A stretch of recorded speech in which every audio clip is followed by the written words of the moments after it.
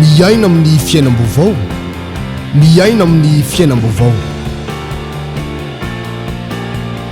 Fandarana manokana izay arahinao eto amin'ny fifoazapana TV amin'ny ora toy izao, izay ahitanao toriteny ho fampahirezana ny fononao ary ahafantaranao ireo zava-miafy ny tenin'Andriamanitra. Ahitanao ihany koa fampianarana hitarihana lalanatsika ho amin'ny famonjena ny fanahy mandrakizay ary ampahafantarana anao ireo fahamarinany ny tenin'Andriamanitra. Iarahanao amin'ny mpanompon'Andriamanitra apôstôly Andreas. Fijoroana ho vavolombelona, ho fanehoana ny fiasan'Andriamanitra sy ny heriny eto amin'ny fiangonana kristianina miara-mivavaka.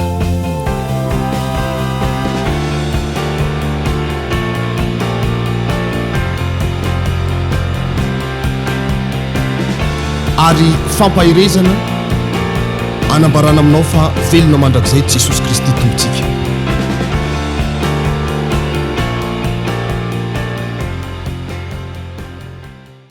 Exodosy toko fa tsy manina vakitsika ny toko faharoa ny andininy fahatelo amby roapolo satria mifandrakiko ihany. Exodosy toko faharoa manomboka ny andininy fahatelo amby roapolo. Vakina amin'ny anaran'i Jesosy Tompo. Ny sora mandrembony milaza manao hoe ny nisehon'Andriamanitra tamin'i Mosesy sy ny nanirahana azy anafaka ny olona. Andininy fahatelo amby roapolo. Ary tao anatin'izany andro maro izany dia maty ny mpanjakan'ny Egypta.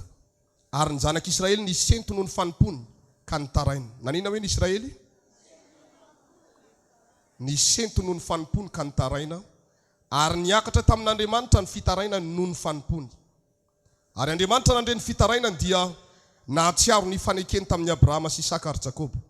Ary Andriamanitra dia nijery ny zanak'Israely ka nahafantatra azy. Nanina hoe Andriamanitra? Tanteraka eto izany teny izany androany. Ary Mosesy niandry ny ondry amanosiny Jetro rafozany, mpisorona tao Midianina, dia nitondra ny ondry amanosiny tany akoatry ny efitra ka nakany Horeba tendrombohitr'Andriamanitra. Ary ilay anjelin' Jehova niseo taminy tao anatin'ny lelafo teo amin'ny roa imemy anankiray. Dia nijery izy ka indro nirehitra afo ny roa imemy kanefa tsy nahalevonana. Ary hoy Mosesy, ivily kely aho ka izay io fahitana lehibe io, ahafantarako izay tsy ahalevonany roa imemy. Ary rehefa hitan'i Jehova fa nivily izay izy, dia miantso azy tao ampovoan'ny roa imemy Andriamanitra ka nanao hoe, ry Mosesy, dia hoy izy, inty aho. Ary hoy izy, aza manakaiky ety, esory ny kapanao amin'ny tongotrao, fa tany masina io ijanonanao io. Dia hoy koa izy, izao no Andriamanitra ny razanao dia Andriamanitra Abrahama, Andriamanitra Isaka, Andriamanitra Jakoba. Dia nisarotava Mosesy fa natahotra hijery an'Andriamanitra izy. Ary hoy Jehova, efa hitako tokoa ny fahorian'ny oloko izay any Egypta. Ary efa reko ny fitaraina noho ny ataony ny mpampiasa azy. Eny, fantatro ny alahelony. Dia efa nidinao zao amonjy azy ho amin'ny tanan'ny Egypta ka hitondra azy hiakatra. Hitondra ho aiza hoe? Hitondra ho aiza tsara hoe? Hitondra azy hiakatra hiala amin'izany tany izany ho any amin'izay tany soso malalaka. Dia any amin'ny tany tondra dronono sy tantely, any amin'ny tany Kananita sy ny Etita sy ny Amorita sy ny Perizita sy ny Vita ary ny Jebosita.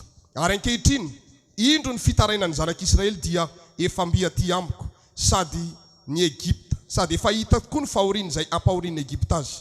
Koa avy ankehitriny ianao irahako ho any amin'ny Farao, hitondra ny zanak'Israely oloko hivoaka avy any Egypta. Amen. Toizantsika ihany ny vaky teny. Toizantsika vetivety ny vaky teny. Any amin'ny bokin'ny Marka toko fahadimy ny andininy faraiky amby roapolo. Marka toko fahadimy ny andininy faraiky amby roapolo amin'ny anaran'i Jesosy Tompo. Ninasitranan Jesosy ilay vehivavy narary 12 taona sy ny nanangana ny zanakavaviny Jairo tamin'ny maty. Andininy faraiky amby roapolo. Ary rehefa nihita atsamo kely indray Jesosy ka tonga teny ampita dia nisy vahoaka betsaka tafangona teo aminy.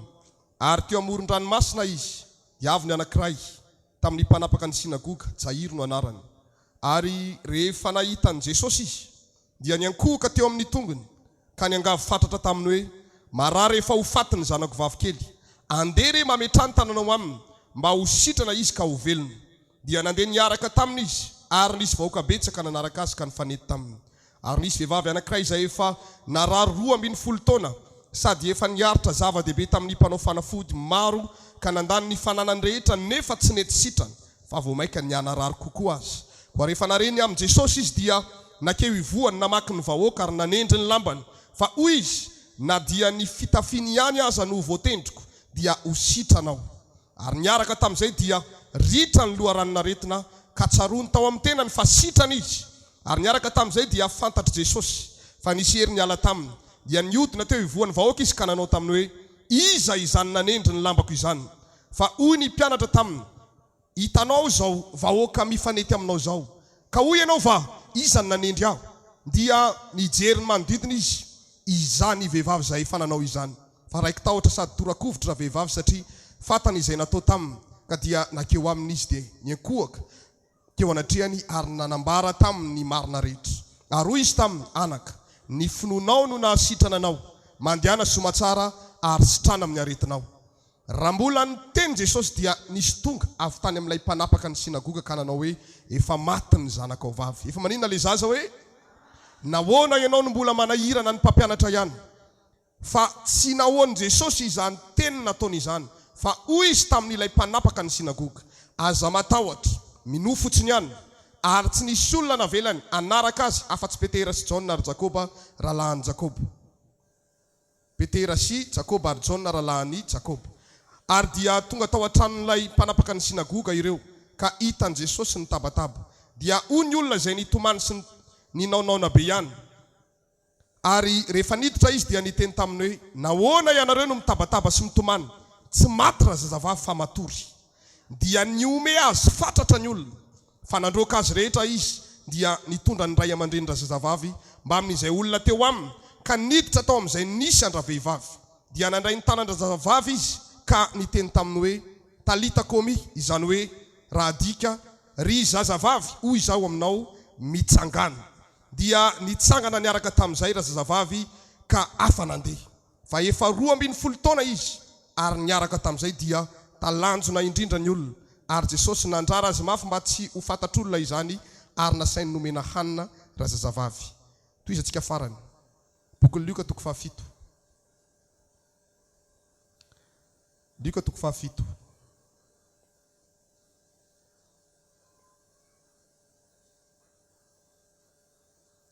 Manomboka ny 9.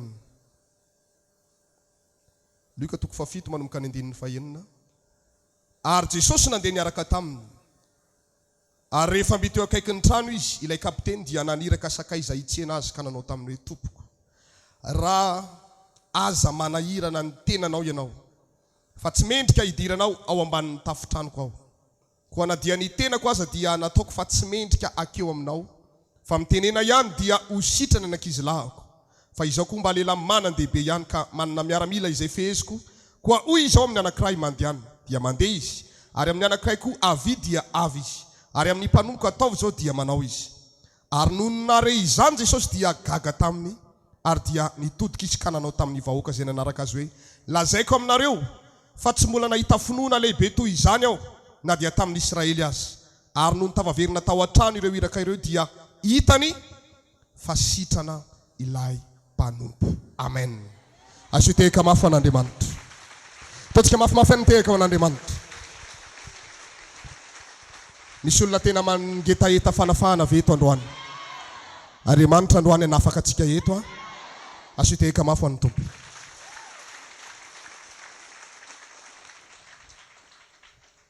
Fatatsika tsara ny tantaran'ny zanak'Israely fa nandevozana 400 taona tany amin'ny tanin'ny Egypte izy.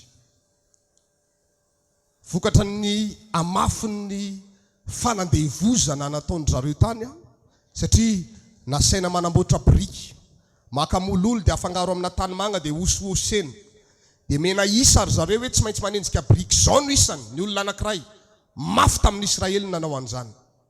Dia vokatry ny amafy ny fampahoriana sy ny fanandevozana sy ny fampanompona izay nahazo azy dia nitaraina teo anatrehan'Andriamanitra izy. Izy tsy nivavaka fa nitaraina fotsiny. Tena mafy zany asa zany. Tena jakako tsony izany. Izany fomba fiteny manitsidina izany. Efa fitarainana sy fisentona teo anatrehan'Andriamanitra zany. Dia ny zavatra nahagaga dia izao.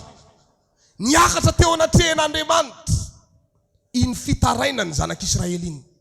Hoe mafy loatra ny fanampanompona anay. Mafy loatra ny fanandevozana anay. Takanenao le mitaraindraina ao an-trano io. Tena mafy izy ity. Tena tsy zaka tsony. Tena ohatrotro zao. Reny fitarainana maniditsidiny reny. Miakatra any an-danitra reny. Amen. Lazao no ekaikinao. Na dia tsy mamaly ny fahavalo ary ianao. Miakatra ho azy ny fitarainanao. Miakatra ny fitarainan'ny Israely. Dia tafapaka teo anatrehan'Andriamanitra le izy. Dia ny zavatra nitranga dia izao. Niondrika Andriamanitra nijery ny Israely tety ambonin'ny tany. Dia fantatra Andriamanitra ny Israely. Zanak'Israely reto. Ny antony ty fotoana androany ity. Tafapaka teo anatrehan'Andriamanitra ny fitarainanao. Ny tena marina. Vitsy zay no anao délivrance eto. Firy hoe? Vitsy. Jerenge nisy atsika. Tsy vity io. Fa zao nahazo baiko zay. Dia ho atao le délivrance. Satria tafapaka eo anatrehan'Andriamanitra ny fitarainanao. Niondrika Andriamanitra dia nijery dia fantany ianao hoe kristianina miara-mivavaka reto mitarainy reto. Ndao irahana ny mpanompo anafaka azy. Halleluja. Zay ny zavatra niseho. Fantatr'Andriamanitra ny Israely. Dia nanapa-kevitra Andriamanitra andeha hidina amonjy ny Israely teo amin'ny tanan'ny Egypta. Izy nidina io nijanona tao anatina roy memy. Roy memy mirehitra afo tsy nety levona. Mosesy sendra niandrondro ny Jetro rafozany. Dia tonga ka hatrany amin'ny tendrombohitr'Andriamanitra. Inona ny anara'ilay tendrombohitra teo? Oreba. Rehefa tonga tany izy dia gaga nahita le roy memy mirehatra. Dia jerevany Mosesy efa elaela ny andrasany teo. Tsy mety levona le roy memy fa mirehatra foana. Lasa izy ny vily kely nijerany izy. Vao hita n'Andriamanitra ao ny voalazan'ny Baiboly fa ny vily Mosesy ijeran'ilay roy memy dia hoy Andriamanitra taminy ry Mosesy, ry Mosesy. Dia hoy Mosesy ity aho tompoko. Dia hoy Andriamanitra tamin'ny Mosesy voalohany indrindra esory amin'ny tongotra ao ny kapanao. Fa tany masina hijanonanao io. Zay no mahatonga antsika rehetra manala kapa rehefa miditra ato satria toerana misy fanatrehan'Andriamanitra eto mila esorina ny kapa. Halleluja. Nesorina le kapa. Dia hoy Andriamanitra tamin'ny Mosesy efa hitako tokoa ny fahorian'oloko izay any Egypta. Efa reko ny fitarainany.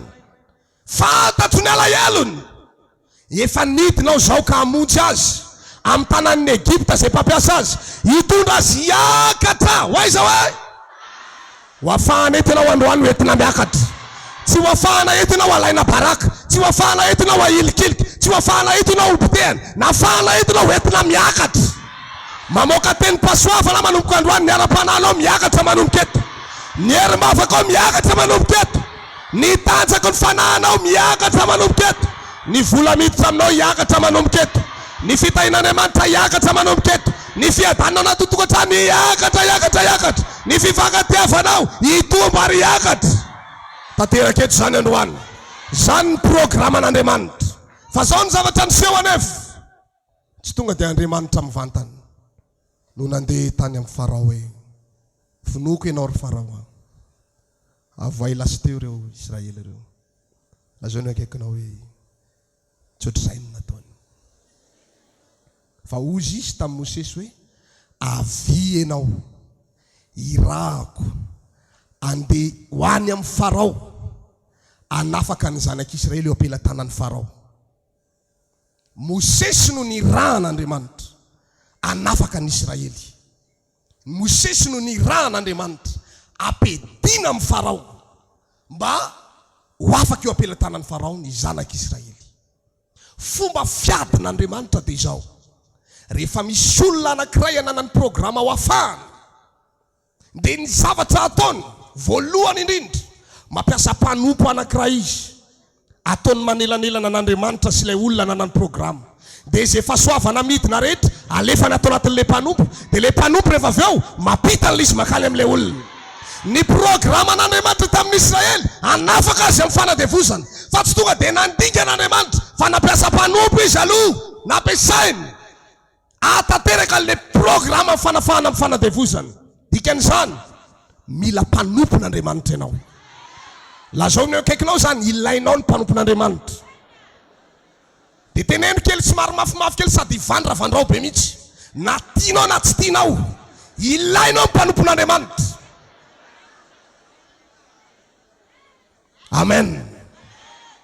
Tsy maintsy mila mpanompon'Andriamanitra isika. Ampiasain'Andriamanitra hatateraka amin'ny programan'Andriamanitra eo amin'ny fiainantsika. Na mety aminao na tsy mety aminao, tsy maintsy manaiky an'izay ianao androany.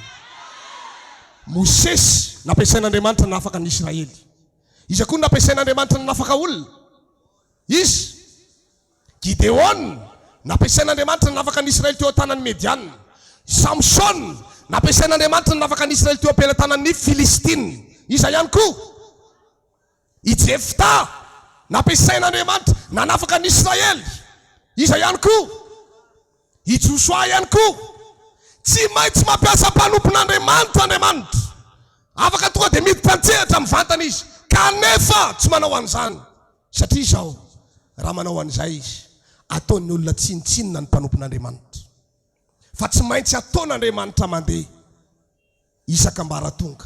Avy ao amin'Andriamanitra dia miditra amin'ilay mpanompo kely tsy mahasoa, dia avy ao amin'ilay mpanompo kely tsy mahasoa miditra ao anatin'ilay mpanompo manana ny maizy azy. Iza ilay manana ny maizy azy? Ianareo. Ianareo nge zao ny tompony eto e. Sady izay ilay izy.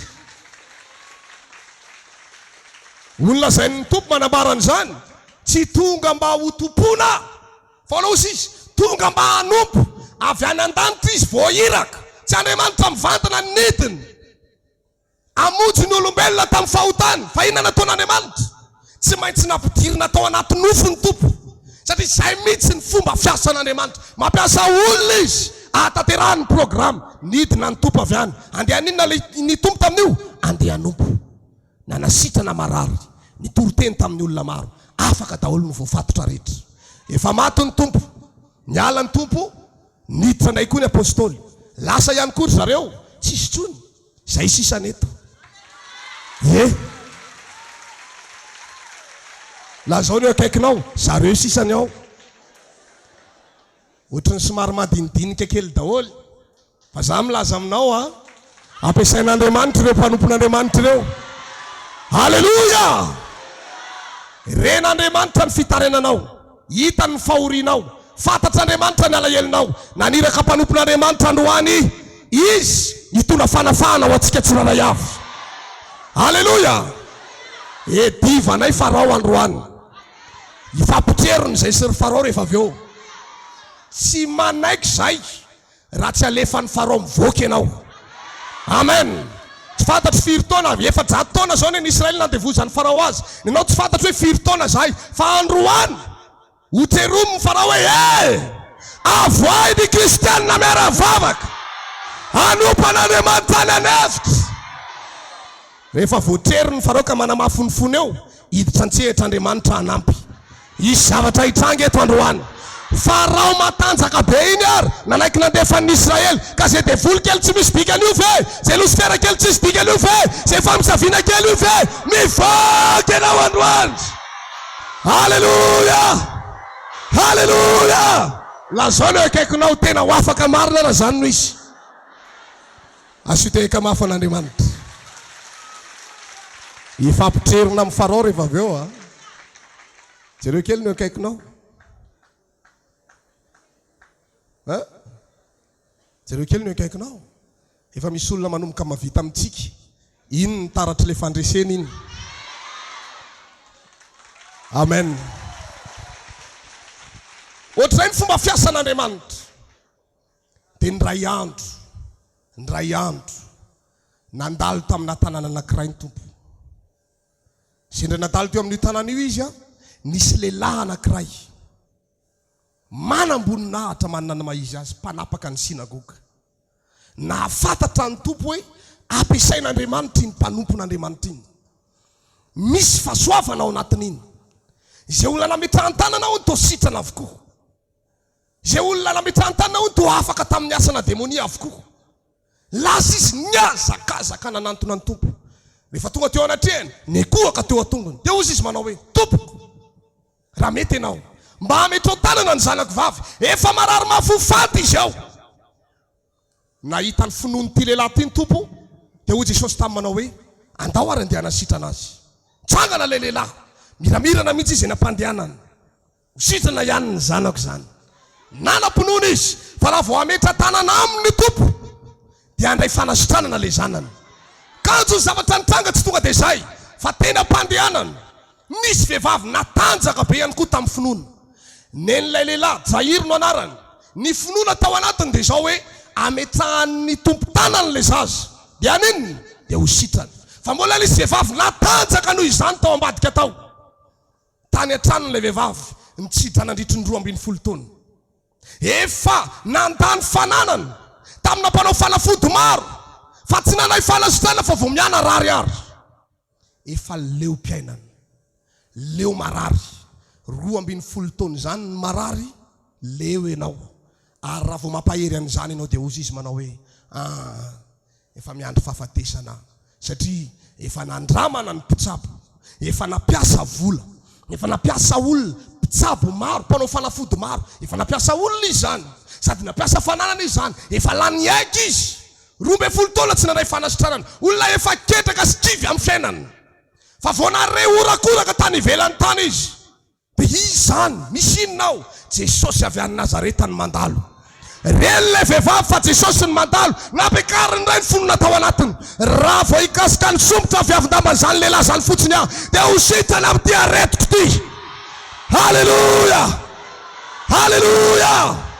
Io vehivavy io vao miariny eo ambony fandriana dia faniny. Midina ny tension satria nahoany mandeha be loatra ilay raha. Fa ny zavatra niseho, ny finoana tao anatiny, ny finoana ao anaty tsy mampirisika olona hipetrapetraka io. Fa raha vao mbola misy finoana ao anatin'ny olona, manaiky azy avita zavatra ny finoana. Ny finoana tsy voasakana aretina, ny finoana tsy voasakana olana, ny finoana tsy voasakana demonia. Raha mbola velona ao anatinao ny finoana, mahavita zavatra ianao lasa nabavy. Haleluya! Netsy an'le finoana tao anatiny izy dia niariny. Na fanompanina ry izy namindra ihany. Las vahoaka be dia be ny nanaraka ny tompo teo, fa nisisika tany anaty olona tany izy.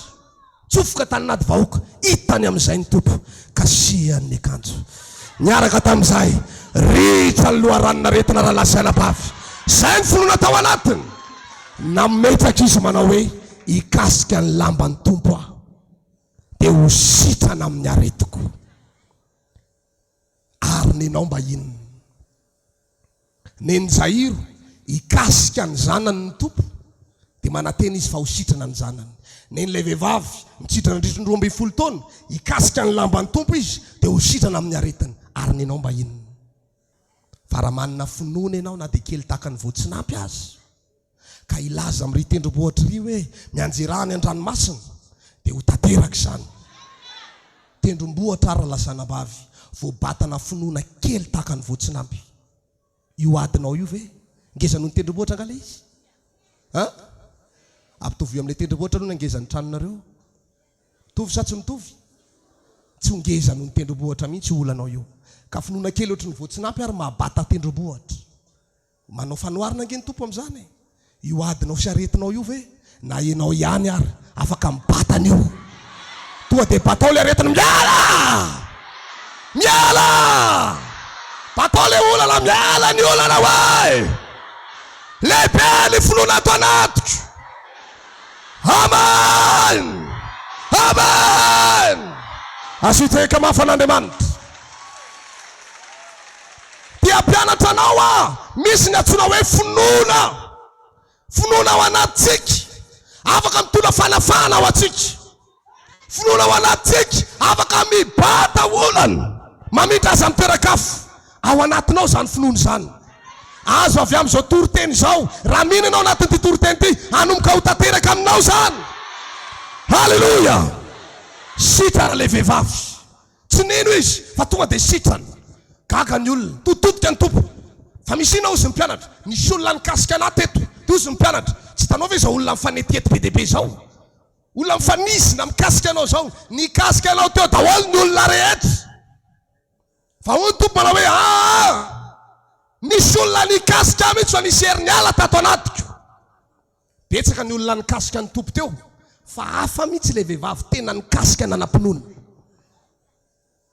Betsaka sika ny tonga eto fa misy olona miafaka eto amin'izay finoana izay. La zao no akaikinao tsy mahazo mianahana. Betsaka tsika ny tonga eto manaraka an' Jesosy, ny sasany mitazatazana fotsiny hoe ohatry ny ahoana ny eo amin'ny fiangonana kristiana miara-mivavaka io, mandihy sa tsy mandihy, mandihy sa tsy mandihy. Ny any aminay manko ohatrany tsy mandihy. Ohatry ny ahoana ny pôzipôzin'le olona ao, ohatrotry ny ahoana, misy ohatrotry zany fotsiny. Misy ny tonga hijerijery le fiangonana fotsiny, manao ahoana ny fandrosoan'le fiangonana, efa vita ve le izy ao sa mbola tsy vita. Misy hijery manao ahoana ny fahamasinan'le olona ao. Fa misy olona kosa nanao programa mitsy niala tany an-trano hoe za vao mandeha fotsiny fokiry sitrana, za vao ametraha mpanompon-Andriamanitra tanana sitrana, za vao mahita mpanompon-Andriamanitra fotsiny sitrana. Misy arasasa manao mitsy hoe za vao tonga ao am-piangonana fotsiny mandray fanafana raha lasy-arabavy. Wow! Haleluya! Zay finoana zay ny tadiavina aminao androany. Afaka havita zavatra goavana ianao. Lazao kely no kaikinao, ny finoana tsy voasakany zany. Amen. Lasa le vehivavy nanambara ny tenany tamin'ny tompo hoe za dia ohatry zao, za dia ohatry zao, za dia ohatry zao, kasika ny akanjonao sitrany. Dia hoy sisy ny tompo manao hoe raha vehivavy, ny finoanao no efa nahavoavonjy anao. Ny inona no hoe nahavoavonjy azy? Ny finoana ihany. Ianao ihany koa toraka zany, ny finoanao anatinao fotsiny afaka mahavoavonjy anao. Tsy maresy lahatra zany amen zany. Ataovy amen n'olona tena manam-pinoana. Ataovy amen n'olona tena mana-tena zavatra. Haleluya! Asoteka mafan'Andriamanitra. Mino ve ianao raha lasy-anabavy? Ao fafay ny tanan'ny olona mino. Mahafinaritra zany. Ho tanteraka aminao arak'izay inonao any androany. Mametrahana kapotaka an'ilay vehivavy nitsidrana nandritry ny 12 taona. Fa hain'ny tompo mahatanteraka an'izay. Zay sahanao inona vitan'Andriamanitra manatanteraka azy. Zay sahanao inona hoa dia vitan'Andriamanitra mahatanteraka azy. Mino ve ianao androany fa iravy io fotoana io dia isy falimbavaka ho tonga aminao. Zay mino an'izany ho tanteraka aminy eto zany androany. Mino ve ianao fa mody any an-trano ho tsinay ny vadinao mpitsikitsikiny ianao dia hozy izy manao hoe anaraka anao hivavaka manomboka amin'ny sabotsy zao. Tsy mare amenna maresy lahatra, tsy mare amenna n'olona tena mino. Zay mino an'izany ho tanteraka amin'izany. Raha mino ianao iny zanakao mafiatoka iny mbola ho to amin'Andriamanitra eto iny. Iny vadinao milaza fa tsy tia maizina ty fiangonana ty mbola ho to amin'Andriamanitra eto iny. Ireny mpanenjika anao reny mbola ho to amin'Andriamanitra eto reny. Haleluya! Nisy lehilahy anankiray zay tato tsy nanam-po. Io lehilahy io nisy nangalatra ny vadiny. Naninona hoe? Nisy nangalatra ny vadiny. Tena nanana ny alahelo ilay lehilahy satria nalainy le lehilahy ny vadiny. Dia ny zavatra nitranga dia izao, tany nandritry ny 7 taona. Tsy nifankahita fa mare fotsiny zany hoe anondry zareo any dia izao ny ataony dia marary fo fotsiny aty ambadika aty. Tsy napoziny. Ato zany lehilahy zany nivavaka. Tsy napoziny. Zany no nandray an'le lehilahy voalohany. Dia nanao programa zay izy hoe ho atao délivrance izy, tsy tadidiko le andro iny na talata na alakamisy. Dia zany nandray an'le lehilahy io. Tonga avy any le lehilahy nangalatra ny vadiny. Nanao programa tamiko koa amin'io le lehilahy nangalatra ny vadiny ho atao délivrance. Rehatra sa tsy mirehatra?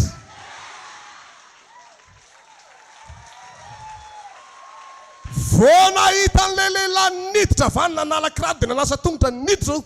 Hitako nidobodoboka be mihitsy ny fony dia ozy fa misinina. Averiko fa nietsika le devoly. Mbola mifampiresaka fotsiny dia ozy ohatra ny nietsika sady hoe izy zany fa izy ty tsy nietsika devoly fa nidobodoboka be ny fony satria tonga lay rafilany. Dia ozy izy mialatsiny apôstôly fa ohatra ny niova be ny fietsepoko fa misinina. Io lehilahy io dia nazavainy teo otrao dia narabaiko le lehilahy. Feno fahasoavana ato anatinao fa navoatona olona mpanota hibebaka ianao tonga mivavaka ary samy ato ry zareo amin'izao. Aza mifampijery nareo mahafantatry ny olona. Aza mifampijery. Amen. Ka hoany menao malalaka ve Andriamanitra hiasa androany. Teneno ara hoe mino fa ho tanteraka amiko zao. Teneno zay zavatra inonao mino fa ho tanteraka amiko zao. Tonono le zavatra ilainao tonono mafy anzy. tonoany mafy any. Amen. Asiteka mafy an'Andriamanitra. Varina ny resadresaka teo ny tompony araka tamin'io vehivavy io. Tonga avy any ny iraka na ny mpanompo avy any amin'ilay mpanapaka ny sinagoga niazakazaka. Hoe aza manahirana ny tompontsony ianao fa efa maty le zanakao. Raha be zany. Naninona hoe le zaza? Maty le zaza. Ny tompo mbola varina, mbola mikorana be satria nisy fahagagana teny an-dalana. Lay vehivavy tarina efa maty. Tomaly le lehilahy mpanapaka ny sinagoga ijahiry, maty le zanako tompo. Dia hono navalin'ny tompo taminy manao hoe aza matahotra. Mino fotsiny ihany. Maninona hoe? Mino fotsiny ihany. Ny tompo raha lasy anabavy rehefa nanapaka hevitra izy hoe anafaka anao androany. Ninina zavatra mitranga ao aorianan'izay, ny tompo tsy mihembotra mifanapahakeviny zany. Nanomboka tamin'ny oviana nandeha ny programme, nanomboka larobia arivo. Azotsika, larobia arivo nanomboka nandeha ny programme n'Andriamanitra hoe anafaka antsika eto izy. Na miagrafy ara ny fiainanao teo aloha teo talohan'ny androany. Ny tompo tsy mihevitra mifanapahakeviny zany. Rehefa hoe andeha hanasitrana izy, na maty ary izay, tonga foana ny tompo anafaka azy. Ny tompo tsy mpakanosa zany. Ka hoe mahita ohatrany lasa tsoatran'ilay nandrenesako azy hoe marary ny ahitako azy zao fa maty. Dia hembotra, aza matahotra mino fotsiny ihany. Lasa zareo nandeha nakany amin'ny tranony Jairo. Tonga tao, olona mitomany, proof fa maty marina le zaza. Tomany daholo ny olona rehetra. Tomany. Nidira ny tompo tao amin'ny efitrano teo izy. Nahoana ianareo no mitomany sy mitabatabataky zao. Tsy maty io zazavavy io, fa matory. Raha lasa anabavy ah. Ny fijeriny le olombelona le zaza maty satria maty ny eto ambonin'ny tany dia maty. Tapotra ny fetra maha olombelona. Tsisy ninina azo atao tsony rehefa maty ny olona eto ambonin'ny tany. Fa ny fijerin'ny tompo an'le zaza tsy maty ny fahitako an'izao. Ny maty aminao tsy maty amin'ny tompo fa matory tompoko. Ny marary aminao tsy marary amin'ny tompo fa salama tsara. Ny mandalo ady aminao tsy mandalo ady amin'ny tompo fa milamina tsara. Ianao mety milaza hoe mafy be io, tsy hivatsony ty fiainako ty satria efa maty fa mbola ozy ny tompo hoe mbola matory io fa tsy maty. Hoy hoe mbola matory io fa tsy maty. Olona matory zany atao inona fotsiny? Foaza fa masaka ny sakafo. Ho foazy ny tompo ny fiainanao androany dia ho velona. Ataovy amen maresy lahatra raha lasa anabavy. Na le olona nitomany tao an-trano ary niaraka ny kakakaka ny ome daholo. Olona efa maty mbola lazay efa matory. Tsy maty io fa matory. Ndana daholo nareo mivoaka rehefa tsy minona. Sady tapaka ny fomezana ny olona, tapaka ny tsinainina dia voaka. Voaka tany an-trano. Petera, Jaona, Jakoba niditra tao niaraka tamin'ny Jairo. Ozy ny tompo taminy manao hoe Talita, Komia. Raha dika dia hoe raha zazavavy. Hoy aho aminao hoe Mitsangana. Mba ho raisiko izay tenin'ny tompo izay androany hoe Talita, Komia. Talita, Komia. Talita, Komia. Ry fanahy izay manatrika eto androany, hoy aminao hoe Mitsangana. Ny asany tsy mena iafo, hoy aho hoe Mitsangana. Ny fiaina tokantrano, hoy aho hoe Mitsangana. Mitsangana daholo izay maty rehetra. Mitsangana daholo, mitsangana, mitsangana, mitsangana, mitsangana. Ny fiainam-panahynao atsangan'Andriamanitra androany. Izay mino zany ho tanteraka amin'izany, ho tanteraka aminao zany, ho tanteraka aminao zany amin'ny anaran'i Jesosy. Ara-pony akaikinao dia tena nisy hoe Talita, Komia. Aleo metsika aloha hevitra ny toriteny androany Talita, Komia. Alleluia. Mandray tanan'olona ianao faravakely ny telo dia milaza manao hoe Talita, Komia.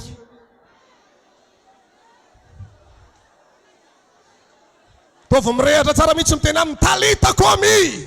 Tadidinao ve izay loha hevitra ny toriteny androany zay? Talita, Talita.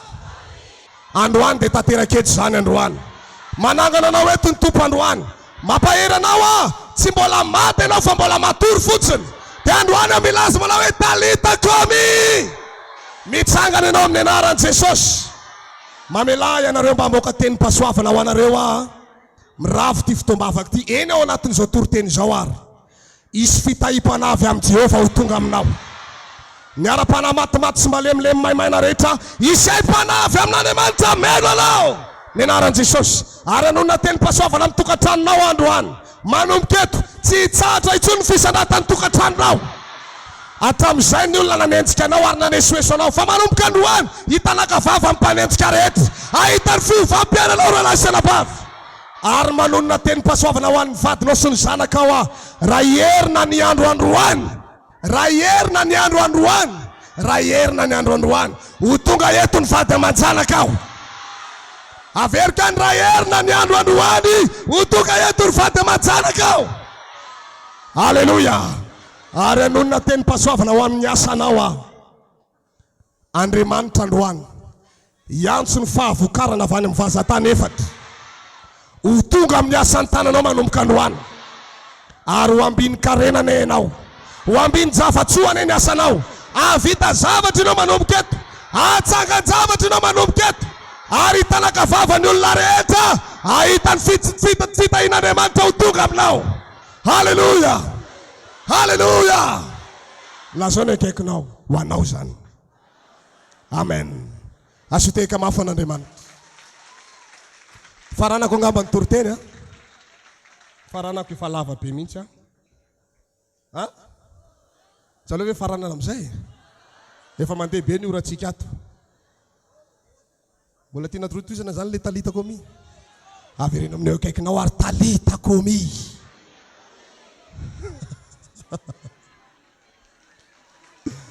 Halleluja. Ao mba mifampitsodrany na dia tsy manetana tenenina manao Talita Komia. Ao arinao Talita Komia. Diadikao so dia tsy tadidiny hoy aho hoe Mitsangana, Mitsangana. Amen. Mba mirary izay mpanompon'Andriamanitra raha mba hitsangana tokoa ny fiainanao. Ny fifalianao anay dia mahitanao tahin'Andriamanitra sy mirehatra tsara. Rehefa mandalo ady ianao mba marary ihany koa izahay. Ka mitondra mavaka foana izay isanandro mba hisandratany ara-pananao sy ny fiainanao. Ka androany Andriamanitra ny hatateraka an'izany fisandratanao izany. Averika any hoe hatateraka an'izany Andriamanitra androany. Halleluja. Amaranantsika azy ary nisy lehilahy kapiteny anankiray. Io lehilahy kapiteny io narary mafy ny mpanompony. Dia nahita ny tompony andalo tao Kapernaoma izy. Dia nangataka tamin'ny tompo manao hoe mba sitrano ny mpanompoka izay malalako. Fa marary mafy izy ao. Dia ozy ny tompo hoe aizany misy azy. Lasa ny tompo nandeha nakany.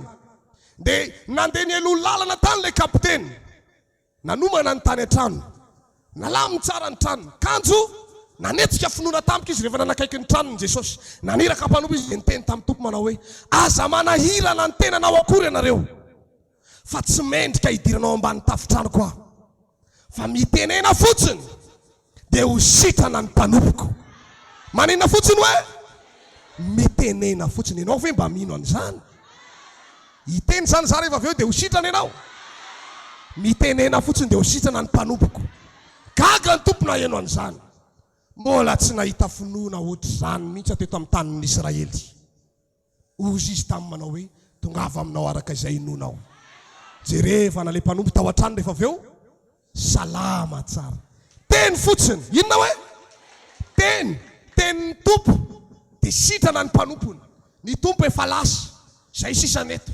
Ahoana? Raha mino ianao dia tanteraka e. Lolo ampifilafilaiky kely mihitsy ny olona mino nandraisany izay teny zany. Ny olona mino antairan'izany teny zany. Aiza le olona? Aiza le olona? Ahoana ho alefako le teny? Ho alefako le teny? Hoy aminao hoe Mitsangana! Mitsangana! Mitsangana ny ara-panahy, mitsangana ny ara-panahy, mitsangana ny ara-panahy. Ny fianakavianao marary rehetra sanin'Andriamanitra amin'izao fotoana izao. Amin'izao segondra zao tadidio izao segondra zao. Raha afaka mijery lera ianao mijery efa. Fa amin'izao segondra zao anao nasitrana ny tompo azy ihany. Sitrana ny vadinao, ny zanakao, ny ankonanao rehetra any.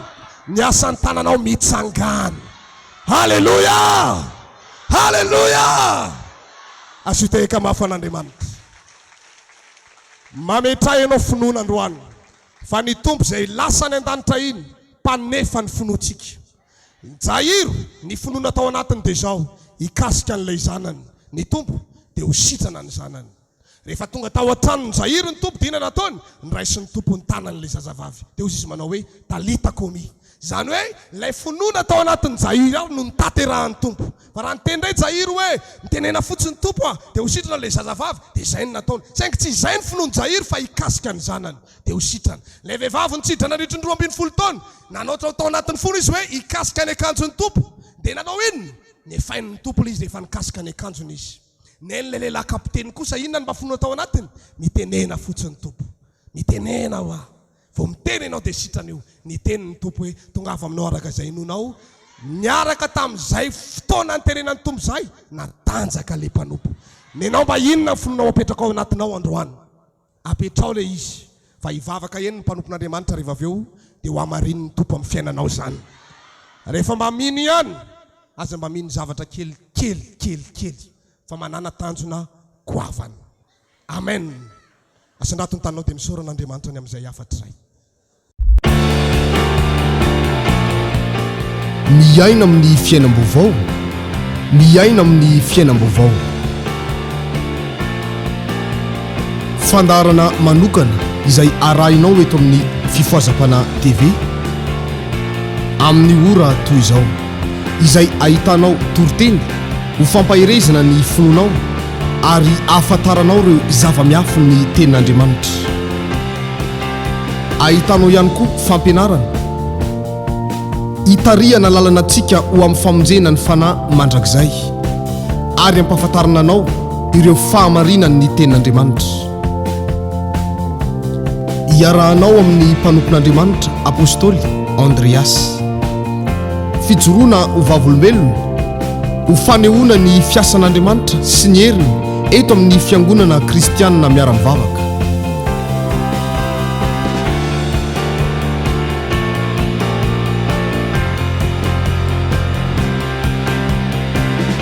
Ary fampahirezana anambarana aminao fa velona mandrakizay Jesosy Kristy tompontsika.